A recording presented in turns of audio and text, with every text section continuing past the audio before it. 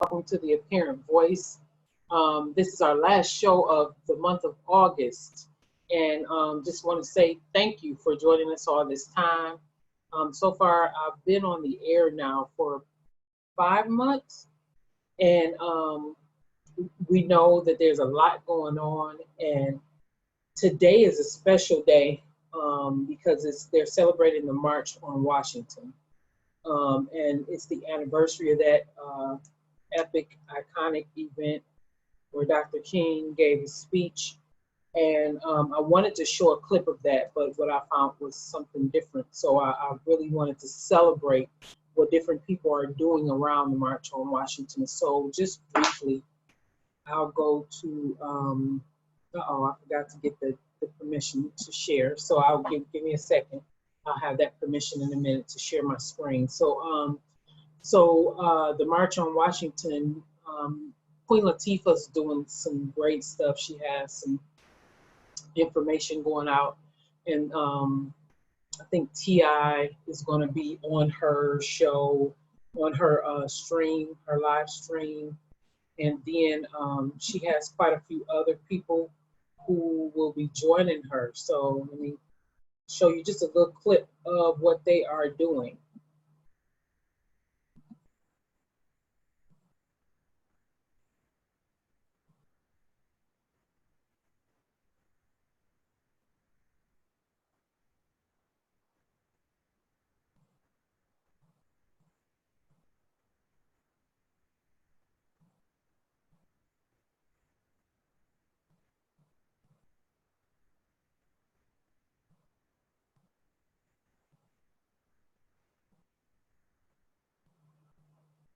Yeah, so that's hers, and just want to share that with you guys. Um, and up with that I honor. um, We are still on this, you know, this means a lot to our people. It means a lot to our young people. It means a lot for them to see us constantly on this journey and not giving up the fight.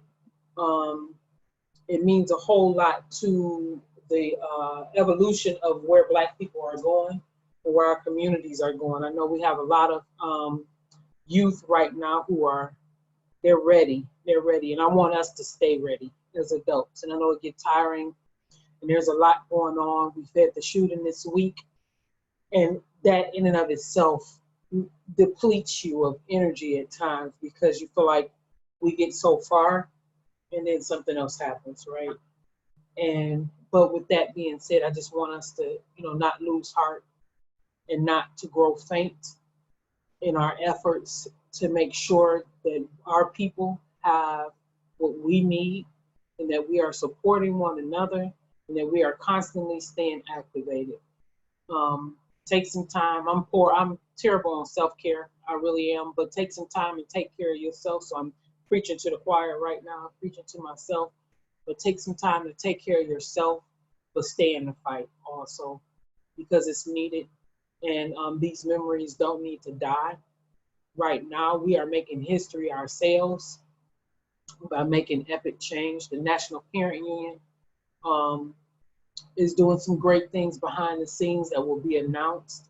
But one of the great announcements that I really enjoy hearing about is the fact that, or knowing, is that I was one of the recipients of a homeschool grant to help support 12 families in the city of Detroit to do homeschooling. 12 families who will be transitioning from traditional public school to homeschooling. And the way the model looks is that they would have a personal coach who would coach them for 6 months through this process. We've heard from parents, and the number one thing parents have said is, I want to homeschool, but I'm afraid. And I don't know what to do. I don't know my rights, right? I don't know. And even though Michigan is a very fluid state, like we have like kind of the autonomy to do homeschooling, but parents are still confused. Like, how do I do this while I'm working? How do I do this? And I don't want to end up being my child's enemy as teacher, right? How do I do this, and what type of program or what type of time frame should I set up for my children to do homeschooling. And those were questions and answers, like questions I had, but answers I did not have. And so it would behoove me to try to answer those or act like I'm an expert in any area. And so you've seen on the shows that I've been inviting people on, and there's this wonderful young lady that I met named Carla Wellborn. And Carla is like just phenomenal. I've seen her work, like, and right now she's doing some phenomenal work under her graduate degree.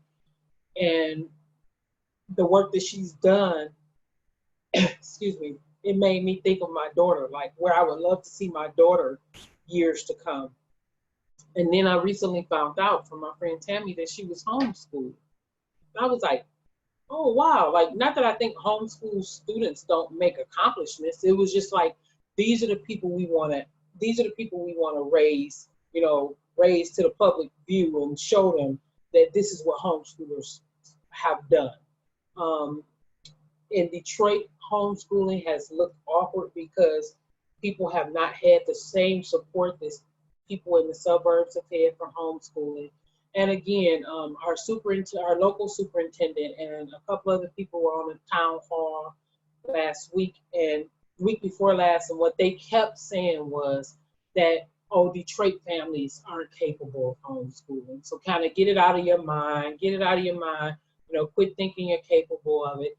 But because of the low level of literacy rates amongst adults in Detroit, and because of the low economic status of Detroiters, and because families have to go to work and things like that. And it was like, I totally get where you're going, but guess what? You don't get to label us as these like ignorant, poor people who can't teach their own kids, because we are our first teacher, we're our children's first teacher. And with that being said, I wanted to bring to light what families have been doing. And so today, without further ado, let me go ahead and bring on Carla's mother, Marla Wellborn. How are you, Marla? I'm fine. How are you, Bernita? Nice to meet you. Good. I saw you shaking your head when you came on, like those people, like talking about us, like, yeah, they've been talking bad about us. They've been really, and I feel bad for parents, because a lot of the parents have said, fine, I'll just do the virtual schooling. Like I'm tired of fussing about it. I'm just gonna do the virtual schooling, and they've signed on. But I know between now and January, there's going to be a lot of flux of parents who are going to say, yeah, your virtual schooling is not what my child needs, and they're not getting anything. So what do I do next? So that's why I wanted you to come on to help us even talk through that, and hopefully make a connection moving forward that'll help these families really, really understand what homeschooling looks like, and to know that it does not look like this cookie cutter or this box right here, right? Homeschooling is this. It's this adventure of life. And even to help me navigate that process with my daughter. So I've said a whole lot.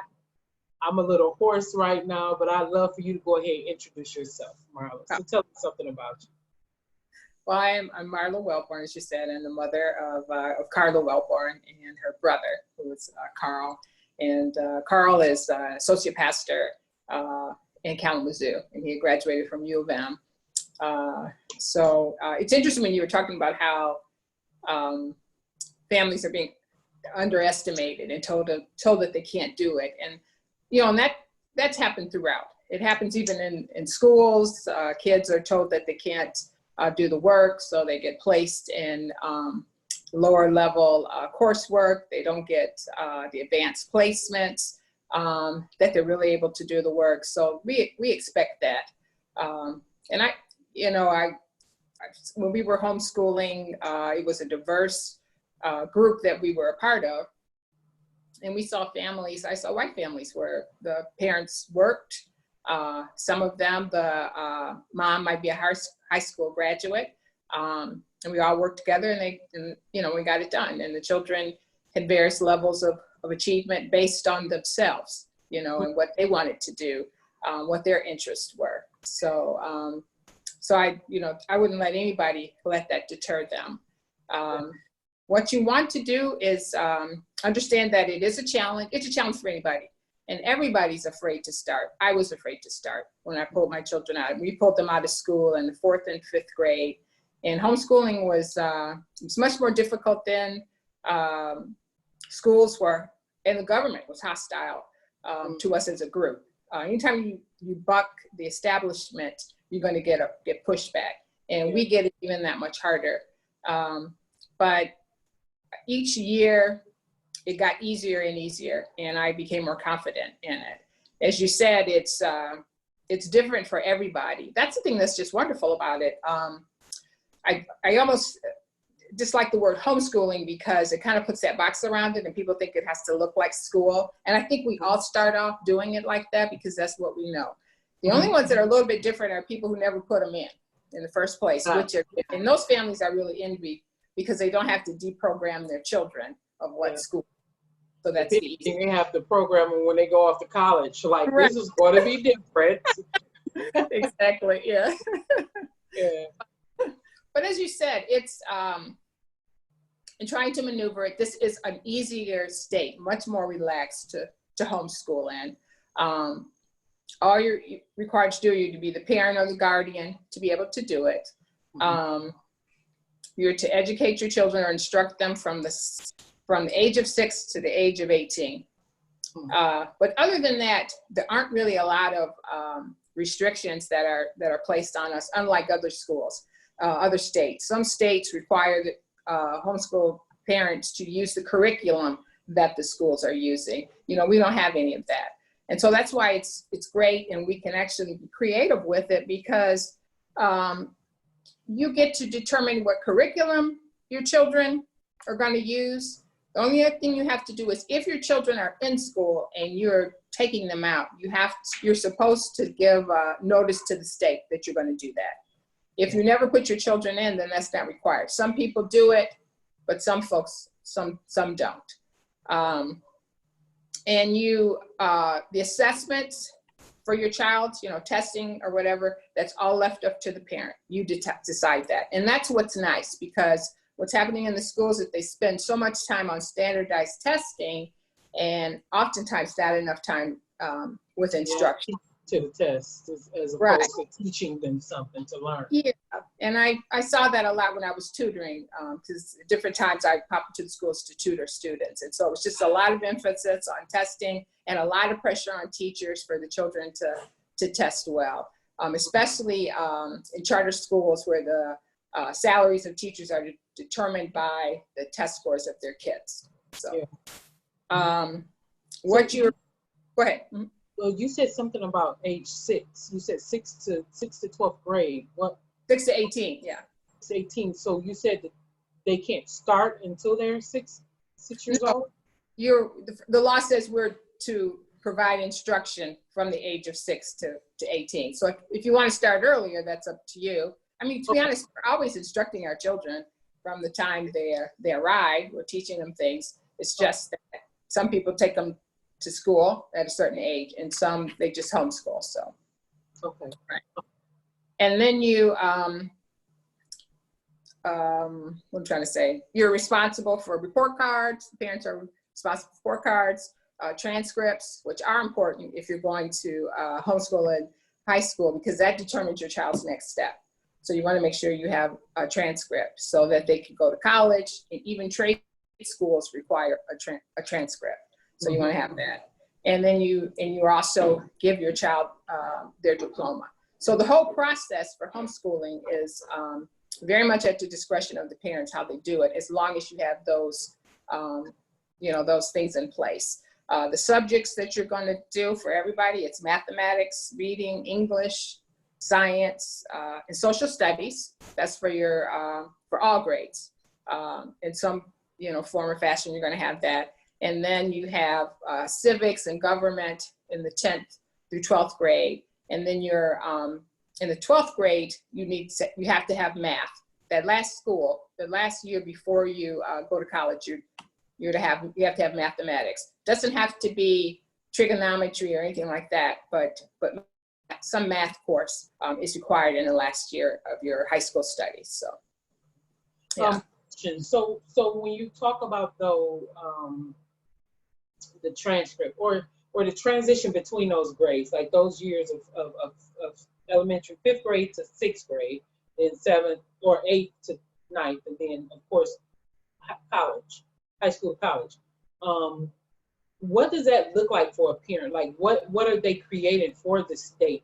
Um, what does a report card look like, or specifically, exactly? I mean, especially for high school, do they have to have so many credits on the report that you're creating, like to equal up to the state credits? And how are they doing it? Like, how are they creating it?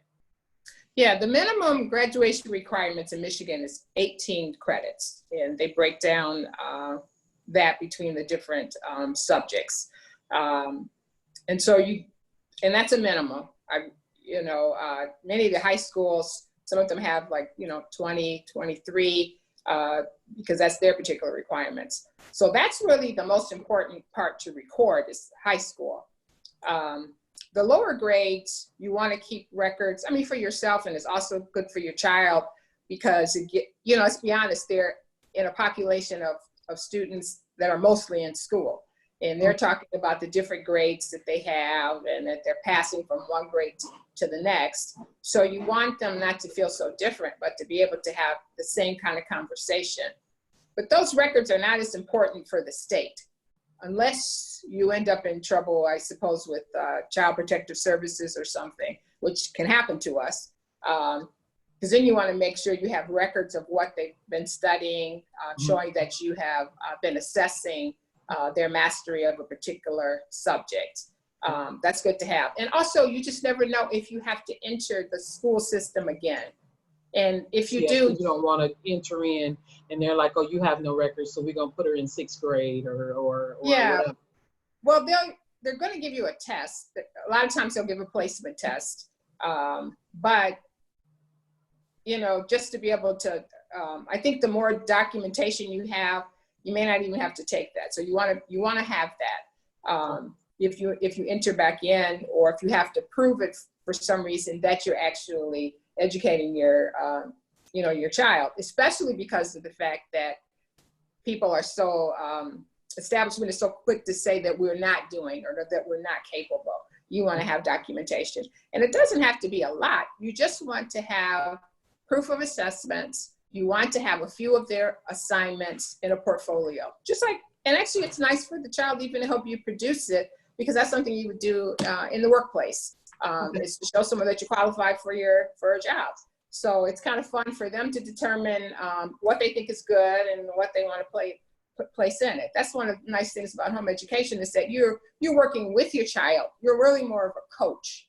You wouldn't say, it's not really a teacher so much. You're not always lecturing. You're kind of showing them how to do a particular discipline, and then you're giving them supporting work for them to strengthen that particular skill. And it looks different from school. And why does it look different from school? In school, they have 30 kids or so in a class. So a teacher is going to give something that is easy for he or she to measure quickly whether that child understands that particular subject. You know that child. You only have however many children you have, so it's easier for you to assess. Yeah, you can, instead of having a test, you can have a discussion with your child, and you can determine whether they understood a story, if they know the main idea, what's your topical sentence, and then you can use that with any subject. If they're reading history, if they're reading science, that's still literature, then you just talk to them about it, and you talk to them about it in a language arts narrative, and then you can find that out. So you don't have to be reading, a fiction novel to talk to them about literature. You could be reading social studies, you could be reading science, or whatever. So something they like to read, as long as they're logging that. Right.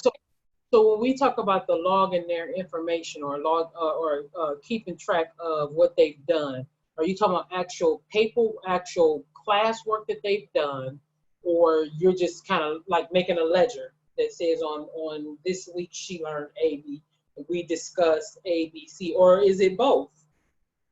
Yeah, I think it would be both. One, you want to kind of like lesson plans that you're keeping track of so you know what you've covered. But you want the sample work so that someone else can see it. That's the proof that of what their work is, because then they're looking at it. Because that's one of the things that they'll talk about sometimes is that you say, you're a parent, and you say this is a work, but I don't know that I agree. Well, if you have it there, then they can see it, the work. And then they see the progression of a child's work, how they started here, by the end of the term, now they're here. So, so you just want that kind of evidence. And like I said, it doesn't take a lot. You don't need to give somebody a book because they're not gonna read it all anyway, but just samples of their work. And it shows the diversity of the work, the different topics and things that you're doing. And to be honest, it would probably be more impressive than what a child at school would have, is because of the fact that you're so much more flexible. And so a lot of your projects and work will have many more working parts because it's just you and your child. Whereas a teacher who has to assess 30 students doesn't have the time to have them do a lot of different essays and projects. They usually only do one or two because they can't read all of that. Whereas your child will probably have multiple projects that are going. So. Okay. So let's talk about some of the projects that they're doing. So say, for instance, you have a child who, kind of fell behind in math, right? And you're like, well, I want them to do some of the basics. I want them to go back and do some of those basics to make sure they get these next math classes. Is it okay for like a 8th grader to be doing homeschooling? You're making sure they're getting that 4th grade math to help them get back up to the other levels. Yes, because that's one of the problems that happens at school, why they end up having difficulty, whether it's reading or mathematics, is because they're interconnected. So with math, if you don't get your, your addition or subtraction or multiplication or division skills together, then it's difficult to move on to more complex equations. So you want to go back. It won't take them as much time to catch up. Yeah, because once they get the basics, it's kind of like, then you move on. In fact, the thing that's good about it is that they're able to continue to build on their skills because they don't have to go back and repeat. When you have like a math book for in a school, you'll notice how they always have these long chapters of repeating the same particular schools before they get to the meat of it. Well, a home educated kid doesn't have to do that, because if they've mastered the skill, they just move on to the next one, to the next one, to the next time. And part of the reason is because you don't necessarily have downtime when you're in home education. Schools are off for the whole summer. You don't have to do that. You may decide you want to do 2 weeks on, a week off, 2 more weeks, because your schedule is determined by you. Your credit is not determined by seat time. It's by mastery of that particular subject. So, and that probably works a little bit better, because then the children don't have what we call the brain drain. And that's that. So speak the brain drain, but that seat time.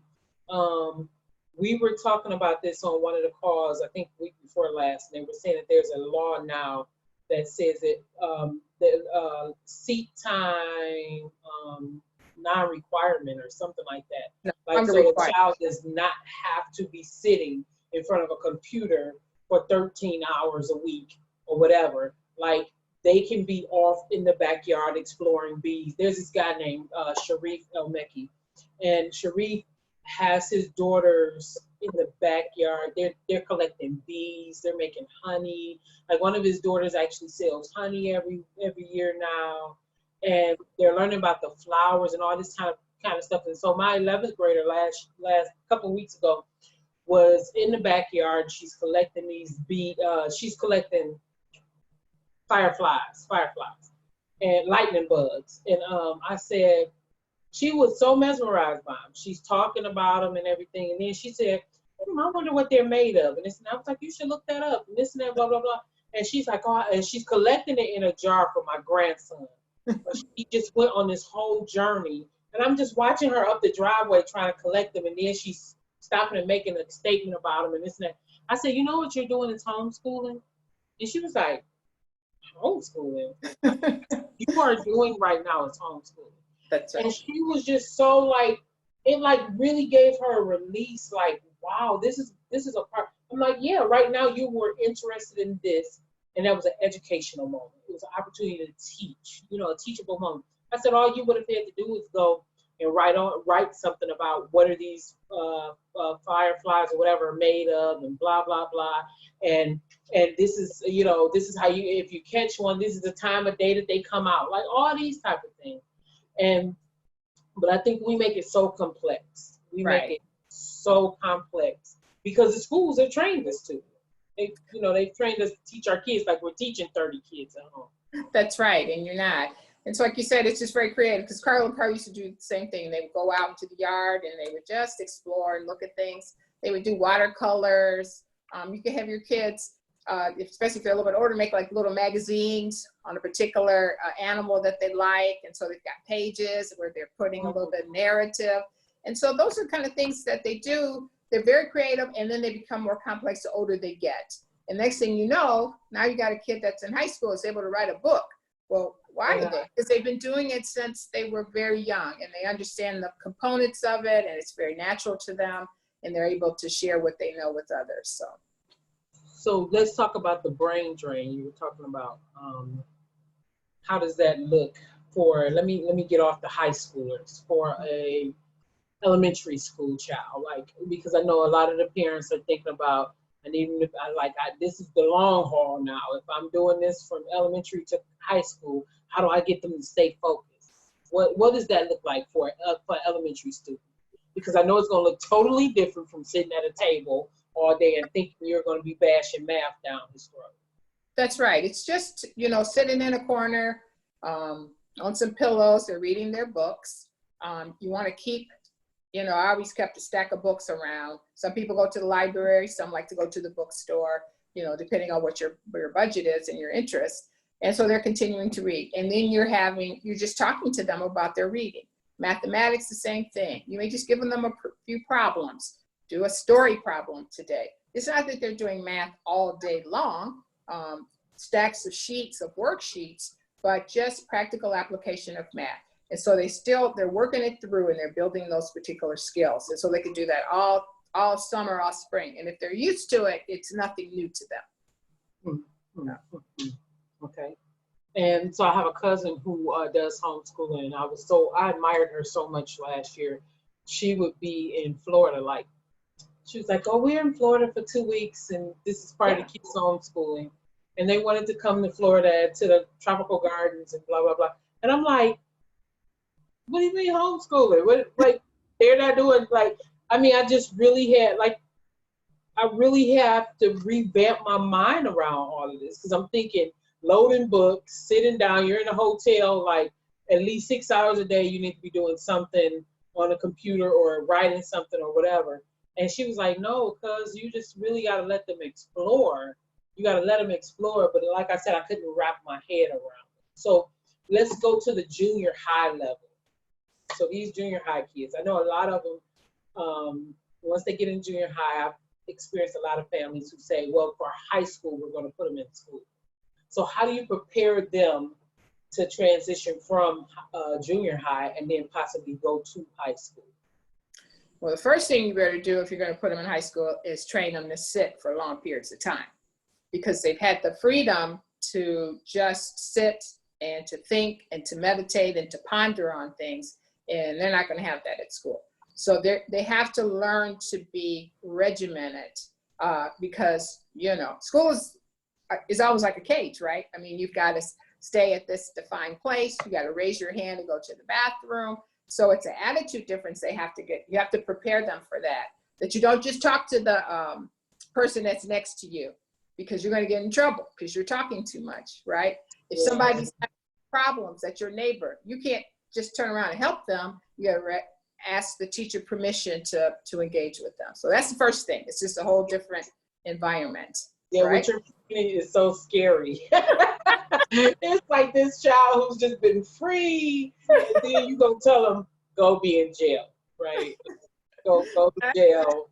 That way, but that's what, it's a different environment, and so sometimes that will frustrate teachers because they get they'll say those homeschoolers, you know, because they don't know, they're not accustomed to the regimentation of walking in a line, being called on by raising their hands. So that's the first. But the rest, the work oftentimes is not difficult for them. Like I said, they sometimes will find work kind of easy because it has so different, right? It's so different. Because that teacher has 30 students, so her projects are probably, she's not going to have as many, or he's not going to have as many, and they're not going to have as many working parts because they've got to grade that. Yeah. And they can go in and be a teacher. They can be like, hey, so excuse me, Mrs. So-and-so, can I help teach this group? Like, oh my God, our babies. Okay, so the other question that I have is, forgive me, I'm trying to see if we had any questions online from anybody. So the other question that I have is, in the event that you have students who homeschooling have IEPs and have that additional support, we have a lot of parents with that concern. And I know we've been told like that they can't partner with the schools, or they can, you know, some of them can still push for support from the school, but how do they do that? How do they homeschool and then say, I took my child out of your school, we had an IEP, but I still need some of these services? Yeah, that I don't know as much detail about, but I know that many things are, it's up to the discretion of the district, and I don't know the laws and regulations that those students have, because they may have something particular for them. I know that for elective coursework, you know, art, phys ed, some computer courses, theater, those kinds of things, if a school has it, the homeschool students can have access to that, but it's at the discretion of the district. And DPS was never friendly towards home. Never been a friend to homeschool. Right. My suburban homeschoolers, I would talk to them, I would be in awe. They were in the school taking music and all of that, but not our kids. You know, but part of it is because the resources are so thin. I mean, how many schools do we have to have art? So they don't have enough teachers for those there, much less us coming into the population as well. So I get it, you know, but we're all paying tax dollars. So where are those tax dollars going? Because we're not there. So I don't know why I can't go to the district and because they still benefit, right? They still benefit when that child comes in that building. So they're still coming. They're still counting something, right? And so you're dollars for that child being in that building, and that's one of the things that I feel like DPS doesn't they understand it, but they don't understand it. It's like they being greedy, right? Because you would benefit more now by allowing more parents to do homeschooling, because then you'd have less children that you have to interact with online or in the classrooms when we do face-to-face. But then you would have this select group of students who may come for the athletics, may come for the dance class, and blah, blah, blah, blah, blah, right? But you're still getting this other money that's not even going towards the curriculum or instructional time, but you get to keep that money. But they don't even want to do that. And I don't understand it. I really, but anyway. Because it'd be better for them, like you said, they'd have smaller classes because you have your homeschoolers, but they get the funding. And all they have to do is provide support just in certain areas, but there's no seat time. Right now, I don't know where our money goes because they don't get it because we're not there. So who's getting those funds? We're still paying taxes for schools, but who gets the money? That's the question. So. Wow, that's a good question. Yeah. That's a good question. Okay, I'm gonna have to make that one day. Like, who gets the money because the money's supposed to follow the child, right? Is there a way for you to say I don't want to pay those taxes or something? That's right, because we don't get it. Some states, parents get it. We don't. Michigan does not provide any income for or tax rebates to parents who home educate. So where does the money go? That's my question. So. Okay, so now that we're talking about money, let's go on this subject of, I think we have a question on here, starting me on my, there's a Lavonda Vaughn who says that started her on homeschooling. Oh, she says my auntie, aka auntie, she's full of knowledge and poured that into me. Now 8 years later, we're still being blessed by it. All right, Lavonda, that's okay. Okay, we see you. Wait a minute, you got a couple of shout outs on here. Good afternoon from Elaine Wells and Tanya Algarin. And yeah, good resource. All your daughters on here, Carla. I should have had you pop up on here. Look at this. Right? But anyway, so dang, what were we talking about? Oh, money. So the curriculum we're talking about, parents. How do parents fund this? So through our coaching process, we have a little bit of funding to help families kind of create some stuff. Not a lot, but how do they fund this themselves? I don't want to scare parents and they think curriculum, oh my God, I don't have that money, right? What does a curriculum look like? Somebody said that they can get books, the teachers' books from the teacher's store and use those for curriculum. Somebody said they can do online, Khan Academy and all these kind of things. But what does that look like? You know, I did a lot myself because I'm one of those that's going to reinvent the wheel. But it depends on you can spend as much or not on your curriculum. An easy way to do it is obviously the library and online. And for like online, for library, especially younger kids are easy because you're taking them and you're getting them as many books as they can have. They can, you've got science books, you've got history books, you've got, social studies, geography. It's just a treasure trove when they're young. It's when they get a little bit older that it's a little bit harder to find things as easily. But one thing that I used to do, it's like I would go and get the textbooks at the library, whether it was geography or history or whatever, because I'm not a fan of textbooks, but I would make a copy of the table of contents because I knew like I told you, I didn't know if I was going to go back into school or not. So I wanted to be on the same page with what they were doing in school in case they had to go in. But then I would follow that up, but I would use books for that. So, we read about the Constitution. We read about the Founding Fathers. We read about ancient cultures. So we used the textbook as a guide. So therefore, it's a little bit easier to find books because even at the textbook, if you look at their bibliography, it will tell you different books that they've used to write the chapter. Because what you want is, much as possible, is first source, is what we call the original source of information. A textbook, somebody else has read everything and has determined what they're going to take out and what they're not going to take out. Yeah, what you need to know, what you don't need to know, and also an opinion about what you know. Who are the heroes? Who are the bad guys? And so that depends on who's writing the books, right? And also our Black history being erased, right?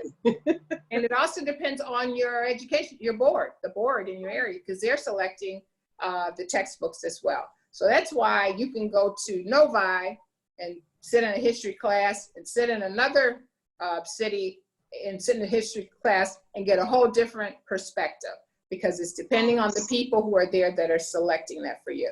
And so I think that that's one of the benefits of homeschooling is that I want my children to read the original sources as much as possible, and then they determine who are the heroes and who are not. And because we're Christians, we have that perspective about what's right and what's wrong.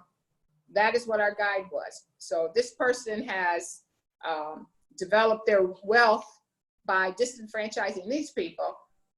Are they a hero? Yeah. Now I look at this. A slave owner. Right.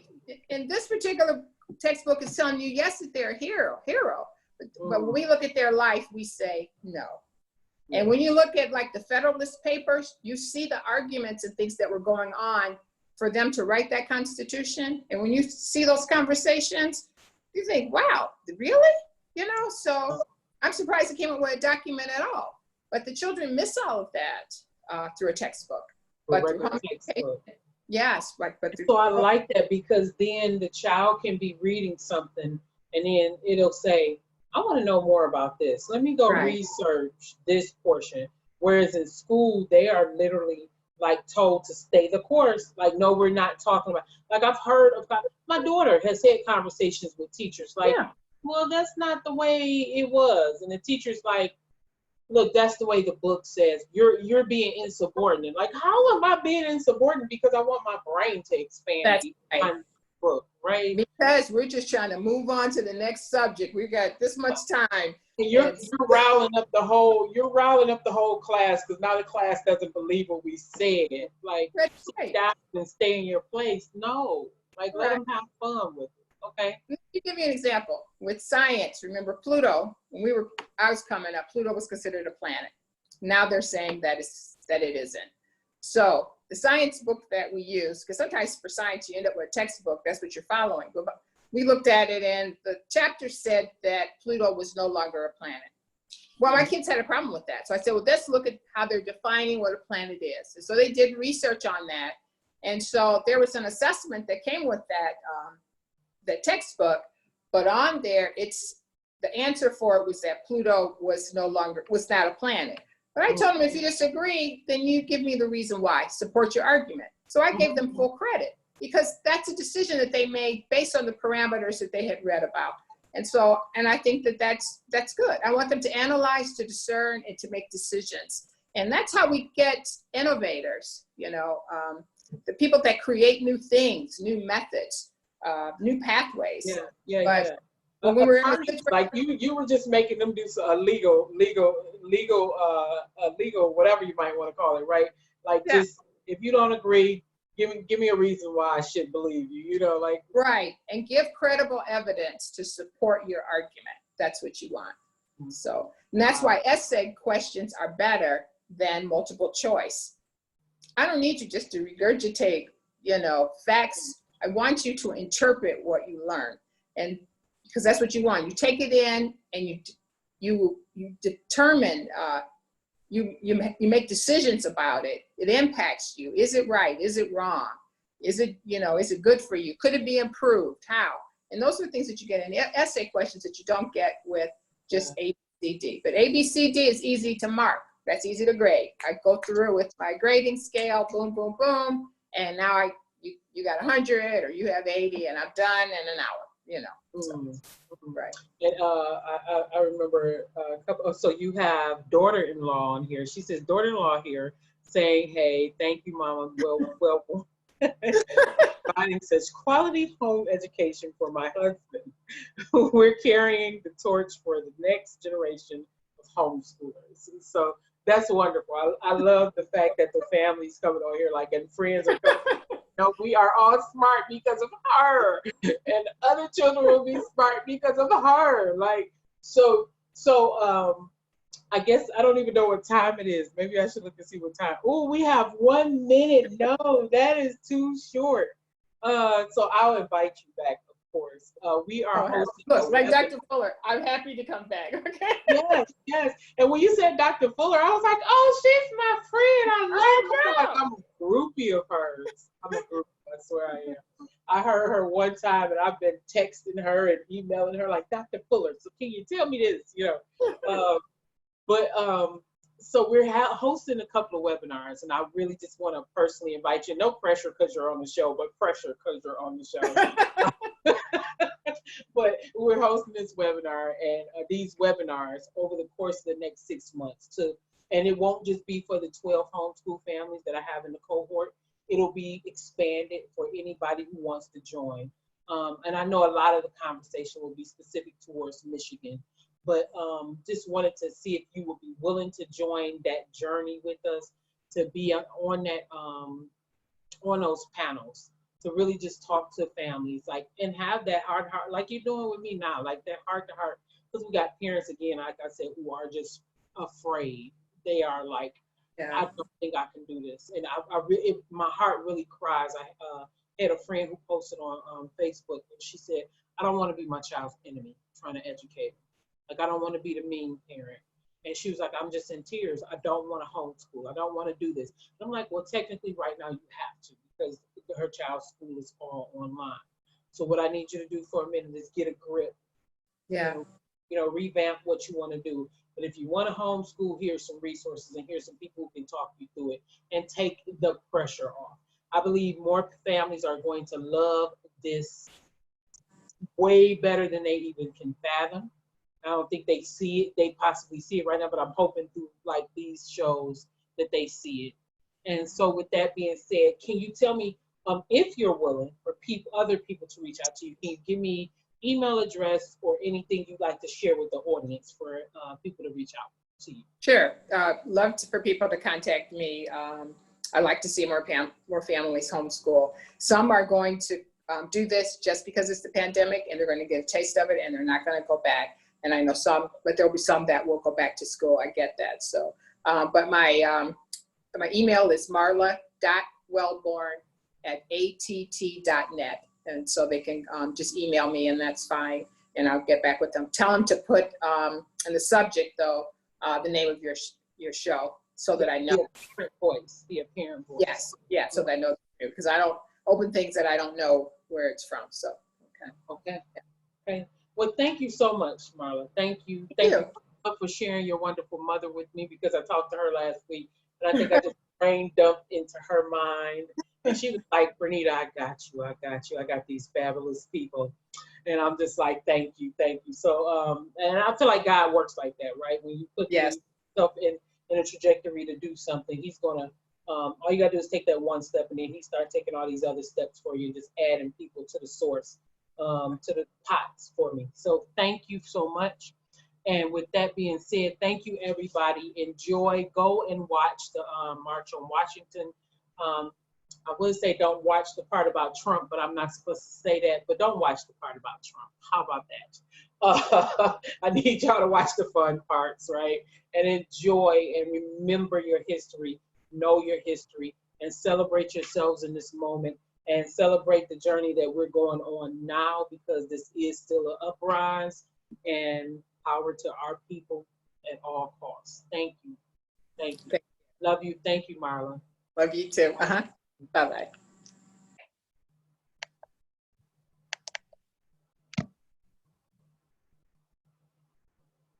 Okay, you're out. Thank you so much. You guys have a good week.